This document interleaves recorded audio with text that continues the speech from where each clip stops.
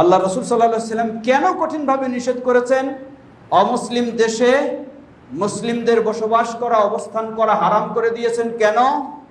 কারণ অমুসলিম দেশে পরিবেশে আপনি বসবাস করলে আপনার ঈমান হারিয়ে ফেলবেন। কেউ হয়তো বলতে পারেন, আমি তো খুব শক্তভাবে থাকার চেষ্টা করি, আমার ঈমান হারাবে না। জবাব, হয়তোবা আপনার জীবনটা কোনো মতো কষ্ট করে পার করবেন, দেখবেন আপনার পরবর্তী সন্তানেরা হয় খ্রিস্টান হয়ে গেছে, না ইহুদি হয়ে গেছে। তারা মুসলিম হিসাবে টিকে থাকার সুযোগ নেই। কিন্তু মুসলিম দেশ যদি মুসলিম অধ্যুষিত দেশ হয়, তাহলে এখানে আজকে আপনার ছেলে মেয়ে উদাসীন হলেও, দিন সম্পর্কে দুর্বল হলেও, পরিবেশের কারণেও কোনো একদিন না একদিন তাদের কেউ না কেউ ভালো হওয়ার আশা করা যায়। কিন্তু অমুসলিম দেশে সেটি আশা করা যায় না, তাই কঠিনভাবে হারাম।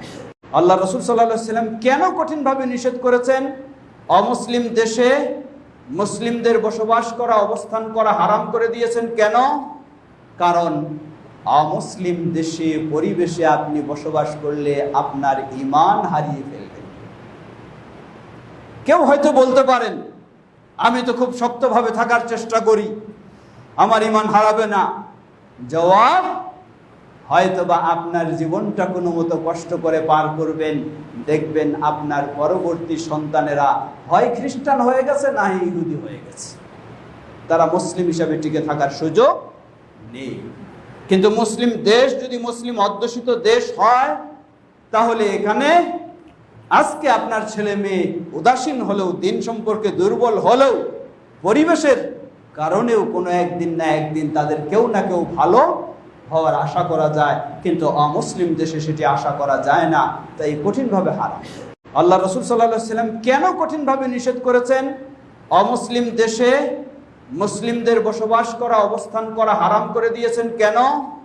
কারণ অমুসলিম দেশে পরিবেশে আপনি বসবাস করলে আপনার ঈমান হারিয়ে ফেলবেন। কেউ হয়তো বলতে পারেন, আমি তো খুব শক্তভাবে থাকার চেষ্টা করি, আমার ঈমান হারাবে না।